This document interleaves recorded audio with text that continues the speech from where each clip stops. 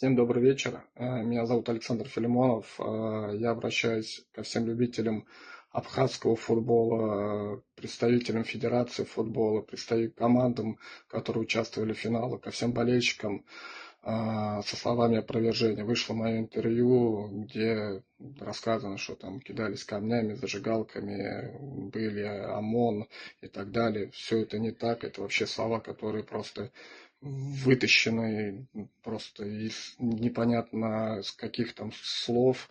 Хочу сказать, что во время игры две команды потрясающе себя вели, относились ко мне, к друг другу уважительно. Представители команд тоже потрясающе себя вели.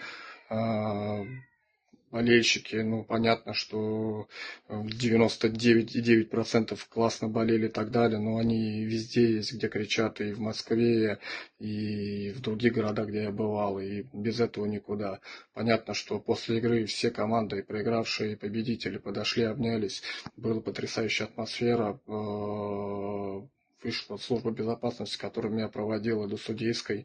Все было тихо, спокойно, и поэтому, честно, было все потрясающе. Еще раз хочу извиниться за вот это интервью, которое вышло. Я буду сам с этим разбираться. Еще раз говорю, что было все классно, все потрясающе. И хочу сказать и Диме Картаве, и представителям Федерации, которые меня пригласили, с огромным удовольствием. Если еще позовут, я приеду. Еще раз говорю, все было круто, классно, и это был настоящий футбольный праздник. Всем огромное спасибо, всех обнял. Еще раз, если что-то не так, извините.